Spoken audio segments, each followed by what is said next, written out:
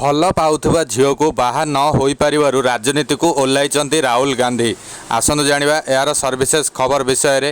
ହିମାଚଳ ପ୍ରଦେଶର ମଣ୍ଡି ଲୋକସଭା ନିର୍ବାଚନ ମଣ୍ଡଳୀରୁ ଭାଜପା ପକ୍ଷରୁ ଅଭିନେତ୍ରୀ କଙ୍ଗନା ରଣାୱତଙ୍କୁ ଟିକେଟ୍ ମିଳିଛି। ଟିକେଟ୍ ମିଳିବା ପରେ କଙ୍ଗନାଙ୍କ ନିର୍ବାଚନ ଲଢ଼ିବାକୁ କିଏ ସମର୍ଥନ କରୁଥିବା ବେଳେ କେହି ସମର୍ଥନ ନ କରି କହୁଛନ୍ତି କଙ୍ଗନା ନିର୍ବାଚନ ଲଢ଼ିପାରିବେ ତ, ଲୋକଙ୍କୁ ସମୟ ଦେଇପାରିବେ ତ। କଙ୍ଗନା ମଣ୍ଡି ନିର୍ବାଚନ ମଣ୍ଡଳୀରୁ ଲୋକସଭା ନିର୍ବାଚନ ଲଢ଼ିବାକୁ ପ୍ରସ୍ତୁତ ହେଉଥିବା ବେଳେ ସେ ପୂର୍ବରୁ ରାଜନୀତିକୁ ନେଇ ଦେଇଥିବା ପ୍ରକ୍ରିୟା ସବୁ ଭାଇରାଲ ହେଉଛି। ଏଭଳି ସ୍ଥିତିରେ କଙ୍ଗନା ନିକଟରେ ଏକ ସାକ୍ଷାତକାରରେ ଯୋଗ ଦେଇଥିଲେ। ଏହି ସାକ୍ଷାତକାରରେ କଙ୍ଗନା କଂଗ୍ରେସ ନେତା ରାହୁଲ ଗାନ୍ଧୀଙ୍କ ଉପରେ ଏକ ବିବାଦୀୟ ବୟାନ ଦେଇଛନ୍ତି।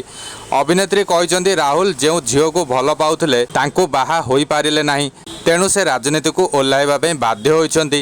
ଏଥିପାଇଁ ତ ଏଯାବତ୍ ସେ କୌଣସି ଝିଅକୁ ବିବାହ କରିନାହାନ୍ତି। ମୋ ମତରେ ପ୍ରିୟଙ୍କା ଗାନ୍ଧୀ ଓ ରାହୁଲ ଗାନ୍ଧୀ ଦୁହେଁ ନିଜ ଜୀବନରେ କିଛି ଭଲ କରିପାରିଥାନ୍ତେ, କିନ୍ତୁ ଭାଇ ଭଉଣୀ ଦୁହିଁଙ୍କ ଉପରେ ସବୁବେଳେ ମା ସୋନିଆ ଚାପ ପକାଇ ଆସିଛନ୍ତି, ଯେଉଁଥିପାଇଁ ଦୁହେଁ ସ୍ୱାଧୀନ ଭାବେ କୌଣସି ନିଷ୍ପତ୍ତି ନେଇପାରୁନାହାନ୍ତି।